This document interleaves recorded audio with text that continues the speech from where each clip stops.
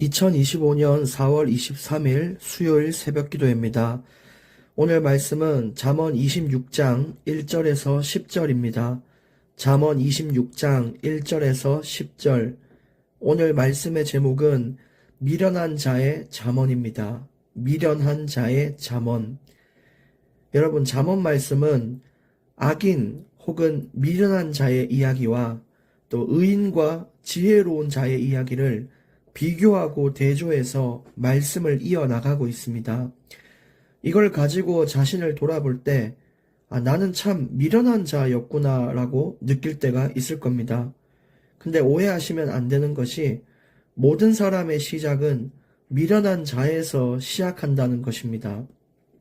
그래서 우리가 마땅히 미련한 자에서 시작해서 지혜로운 자로 간다, 이런 마음의 가짐이 있어야 되는데, 난 끝났구나. 하나님 볼 때 형편없는 미련한 자였구나. 나는 방해만 되는 자구나.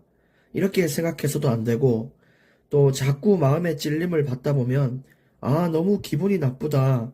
이 잠언을 안 들어야겠다.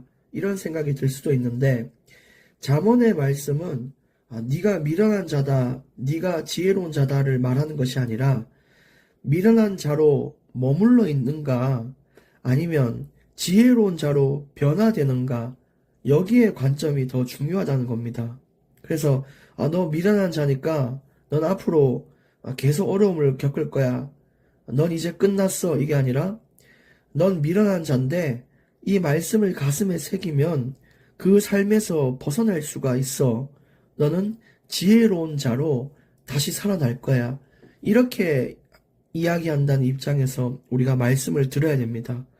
그래서 현재 내 상태에 낙심하지 말고 변화되기 위한 우리의 도전이 필요한 것이죠. 그래서 오늘 말씀에서는 진짜 미련한 자가 잠언을 들어도 활용하지도 못하고 적용을 하지 못하는 자라는 것을 알 수 있습니다. 그러니까 우리가 들었을 때 이 잠언을, 지혜를 활용하고 적용할 때 그게 참 지혜로운 자인데, 미련한 자는 잠언을 들어도 활용도 안 되고 적용도 안 되고 늘 살아왔던 그대로 살아가는 거예요. 그래서 오늘 말씀의 제목이 그 미련한 자의 잠언이라는 것입니다. 전혀 소용없는 허공에 맴도는 말씀이 되는 것입니다. 그래서 이렇게 찔림도 못 받는 이런 사람들, 참 소귀의 경읽기다, 이렇게 얘기할 수 있는데, 오늘 우리는 말씀을 또 들으면서 잠언이 나의 잠언, 나의 법이 될 수 있도록 여기에 증인이 되어 보기를 원합니다. 하나님이 닦아주신 인생의 길이 바로 잠언인데, 우리가 그 길 위에 걸어가길 원합니다. 하나님이 주신 길에 종착지는 얼마나 아름다운 것들이 기다리고 있을까요? 그런 기대의 마음으로 우리가 살아가기를 원합니다. 잠언 26장 1절 말씀 보겠습니다. 미련한 자에게는 영예가 적당하지 아니하니 마치 여름에 눈 오는 것과 추수 때에 비 오는 것 같으니라. 여러분, 미련한 자에게 어울리는 것이 있고 지혜로운 자에 어울리는 것이 있습니다. 예를 들어 악이라고 비유를 해봤을 때, 우리 갓난아기에게 칼과 손도끼를 쥐어주면 전혀 어울리지가 않습니다. 들 힘도 없고 감당할 수 있는 수준도 안 되는 것이죠. 결국 그걸 휘두른 아기는 자신도 다치고 주변에 말리는 사람도 다치게 만들 것입니다. 그것처럼 미련한 자가 사람들에게 존경을 받고 권력을 쥐게 되면 많은 혼란을 야기하게 됩니다. 그래서 사람을 세울 때는 정말 많은 지혜와 분별이 필요한 것입니다. 여름에 눈이 오고 추수할 때 비가 온다는 것이, 이게 이치에 맞지 않는 일이잖아요. 그것처럼 세상에 혼란을 주는 것이 어울리지 않는 자에게 그 응답을 맡기는 것입니다. 그래서 하나님은 응답 주실 때 우리가 먼저 갖춰지기를 원하십니다. 우리가 응답을 줘도 감당하지 못하면 안 되니까 항상 먼저 우리가 갖춰진 이후에 응답을 주시고자 합니다. 여러분, 만약에 미련한 자가 있는데 그 미련한 자에게 경제의 응답을 부어주시면 반드시 그 사람은 다른 길로 빠지게 될 것입니다. 그래서 하나님은 늘 첫 시작을 징계를 주시고 찔림을 주시고 믿음을 테스트하는 인생의 많은 사건들을 허락하십니다. 거기에를 잘 통과한 자에게 이후에 합당한 열매가 맺어지게 되는 것이죠.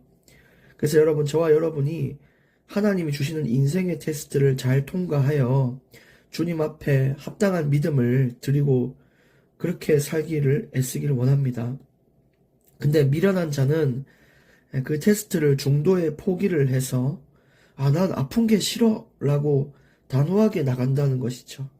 근데 지혜 가진 자는 아픈 게 싫어가 아니라 아프니까 청춘인 거야. 아픈 만큼 우리가 성숙하고 성장하는 거야. 라는 것처럼 이런 많은 고백의 차이가 나게 되는 것입니다. 26장 2절 까닭 없는 저주는 참새가 떠도는 것과 제비가 날아가는 것 같이 이루어지지 아니하느니라. 이제 살다 보면은 누가 나를 비난할 때도 많을 겁니다. 근데 그 비난하거나 욕하는 것이 하나님이 볼 때 이유가 되지 않으면 그 저주와 비난은 효력이 없는 거라고 말씀을 하는 겁니다. 이 말 자체가 하나님 앞에 바르게 진실되게 사는 것이 중요하다는 거죠. 사람이 볼 때는 내가 아무리 잘해도 욕을 하고 비난할 수 있거든요. 근데 우리가 하나님 앞에 부끄럽지 않게 행했다면 그걸로 된 것입니다. 그래서 진짜 바르게 살 수 있도록 해야 되고, 나를 비난하는 자들을 기도할 수 있는 수준도 갖춰야 되겠죠. 그래서 참새가 하늘에 떠돌고 제비가 날아가는 것처럼 허공에 맴도는 것과 같이 그 욕과 비난이 큰 능력이 없다. 크게 영향을 받을 필요도 없다. 이런 이야기를 주는 것입니다. 근데 또 반대로 사람한테는 잘 보이는데, 사람한테는 칭찬을 잘 받는데 그게 잘했다고 보면 안 되죠. 하나님이 볼 때 기뻐하냐가 중요합니다. 교회에서 늘 좋은 말 하고 사람들 늘 좋은 거 맨날 선물 주고 이렇게 마음을 사로잡는 거, 사람들은 누가 싫어하겠습니까? 근데 말씀을 바로 전하지 아니하고 그냥 해야 할 말도 안 하고 가만히 있는 거, 그런 것들 하나님 볼 때는 아닌 거잖아요. 그래서 우리가 기준을 잘 정해야 됩니다. 속으면 안 되죠. 3절 말에게는 채찍이요 나귀에게는 재갈이요 미련한 자의 등에는 막대기니라. 그 채찍, 재갈, 막대기 전부 징계를 의미하는 것입니다. 성숙하지 않은 자들에게는 말 아무리 해도 소용이 없으니까 채찍이 훨씬 효과적인 것을 하나님이 아십니다. 그래서 우리의 미련을 없애시기 위해 인생에 자꾸만 어려움을 주시고 나를 연단해 가고 있습니다. 하루빨리 우리가 미련에서 벗어나고 주님이 주시는 연단을 잘 통과하기를 원해야 되는 것이죠. 4절 미련한 자의 어리석은 것을 따라 대답하지 말라. 두렵건대 너도 그와 같을까 하노라. 그래서 미련한 자가 자꾸만 뭘 말을 하고 시비를 걸고 딴지를 걸고 할 때 동조치 말라고 이야기합니다. 침묵을 유지해야 된다는 것입니다. 어차피 대화가 안 되는 사람과의 쓸데없는 논쟁은 불필요한 것이죠. 결국은 감정이 소모하고 지치는 일밖에 되지 않습니다. 그래서 그냥 침묵을 유지하고 기도하며 기다리는 것이 더 중요하죠. 근데 더 심각해지는 상황이 올 때도 있을 거 아니에요. 그게 타이밍이 참 중요한데 5절에 미련한 자에게는 그의 어리석음을 따라 대답하라. 두렵건대 그가 스스로 지혜롭게 여길까 하노라. 어떤 사람이 자꾸 틀린 말을 당당하게 계속하는데 그걸 또 계속 듣고 있으면 사람들이 말을 안 하니까 내 말이 맞구나, 내가 참 지혜롭구나 라고 생각할 때가 있을 거예요. 근데 그렇게 되면 그 사람의 인생을 망치는 거니까 진리로 맞설 수 있는 그런 말도 필요하죠. 그래서 침묵을 유지할 때와 말해야 될 타이밍을 정확하게 아는 것이 또 지혜로운 자의 덕이 되겠습니다. 6절 미련한 자 편에 기별하는 것은 자기의 발을 베어버림과 해를 받음과 같으니라. 미련한 자를요, 자꾸 중요한 자리에 앉히거나 세우는 거, 그것은 발을 베어버린 것과 같아요. 결국 아무런 소용이 없는 거죠. 발을 베어버리면 걷지도 못하고 나아가지도 못해요. 자꾸 해를 받는다. 자꾸 어려움이 온다는 것이죠. 그래서 우리가 어디에 있든 사람을 세울 때 진짜 중요한 것이 그 사람의 인격을 고려하는 것입니다. 정말 그 사람의 성품, 그 사람의 마음, 신앙의 수준과 지혜를 고려하여 세워야 됩니다. 그렇지 않으면 그 책임을 맡긴 자가 맡긴 모든 책임이 자신에게 다 돌아온 것을 경험하게 될 것입니다. 그래서 교회나 어떤 모임이나 단체, 회사, 정말 너무너무 중요한 것이 이런 부분이에요. 정말 이 사람이 이거를 정말 기쁜 마음으로 잘 할 수 있는가, 지속할 수 있는가, 이걸 해낼 수 있는 수준이 되는가, 잘 고려를 해야 됩니다. 7절, 저는 자의 다리는 힘없이 달렸나니 미련한 자의 입의 잠언도 그러하니라. 다리를 저는 사람들은 달려도 얼마 못 가죠. 또 힘도 빠지고 얼마나 고통스럽습니까? 근데 그것과 같은 것이 미련한 자가 잠언을 말한다는 것이에요. 자기가 그 잠언을 실천하지도 않고 중요하다 여기지도 않고 그저 어디서 들어서 머리로만 알고 있는 그 말씀을 가지고 다른 사람을 가르치고 다른 사람을 바꾸려고 하고 정죄하는 것은 힘없이 달리는 다리와 같대요. 별로 능력이 없는 거예요. 그래서 진짜 하나님의 말씀의 능력과 기도의 능력이 언제 일어나냐? 내가 그냥 머리로 내가 그냥 하는 기도 말씀 말고 간절한 마음과 중심을 담고 듣는 말씀 설교와 그런 중심을 가지고 하는 기도가 실제 능력이 있는 것입니다. 그게 하나님의 말씀이었습니다. 그걸 점검하고 변화되기를 원합니다. 8절, 미련한 자에게 영예를 주는 것은 돌을 물매에 매는 것과 같으니라. 여러분, 다윗은 물맷돌을 던져서 골리앗을 무너뜨렸어요. 다윗의 목표는 골리앗을 무너뜨리는 거였죠. 또 다윗은 얼마나 지혜롭고 능숙한지 그걸 잘 다룰 수가 있었습니다. 근데 미련한 자는 능숙하지도 않고 지혜도 없고 그런데 그런 자에게 이 영예를 줬다. 즉 물맷돌을 줬다. 야, 이거 던져라. 이걸로 가서 싸워라. 그러면서 이게 존귀와 그 권세를 맡겼다는 거예요. 중요한 직책을 맡긴 거예요. 근데 이걸 한 번도 해본 적도 없고 지혜도 없고 서투른 자가 그 물맷돌을 던지면 자신이 다칠 수 있다라는 거죠. 이거 역시 어떤 사람이든 그 사람의 수준을 고려하여 자리와 직책을 줘야 된다는 것입니다. 참 중요한 이야기죠. 9절, 미련한 자의 입의 잠언은 술 취한 자가 손에 든 가시나무 같으니라. 같은 맥락인데요. 이런 미련한 자, 그 지혜 없고 그냥 머리로만 말씀 따라가는 자, 그런 자가 입술에 잠언의 말씀을 담게 되면 그건 다른 사람을 살리는 데 쓰지 않고 내 인생을 합리화하고 정당화하는 데 쓴다는 거예요. 그리고 그걸 가지고 나는 변화되지 않고 다른 사람이 인생이 이상하면 정죄하는 거예요. 왜 그것밖에 못 사냐? 하나님 말씀은 이렇게 얘기했는데 닌 그것밖에 왜 못하냐? 이런 식으로 악용을 하는 것이 미련한 자의 입의 잠언입니다. 우리는 이렇게 돼서는 안 되겠죠. 그래서 늘 지혜를 간구하고 말씀을 들어야 돼요. 여러분 이 새벽 기도를 들으실 때 말씀 올라왔네 듣자 하고 바로 듣지 마시고 오늘 하나님 주시는 말씀 잠언서를 통해 이 잠언의 말씀을 내가 이해할 수 있는 지혜와 또 내가 그걸 품고 살 수 있는 마음을 달라 그런 능력을 달라라고 기도하고 듣는 자에게는 더 큰 응답의 문과 은혜의 길이 열릴 줄 확신하고 믿습니다. 그렇다는 거예요.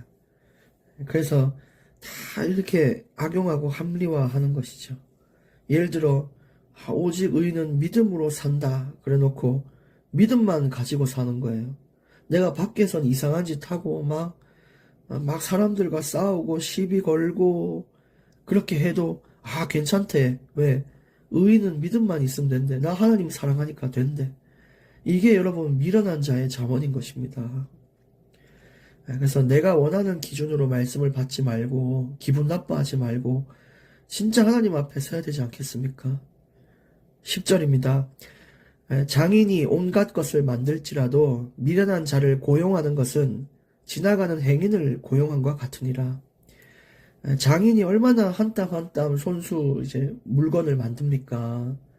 그렇게 공들여서 많은 업적과 이런 작품들을 남겨도 그것을 이제 판매하거나 또는 그것을 관리하는 자를 잘못 뽑게 되면 모든 것이 거품이 되고 수포로 돌아갑니다.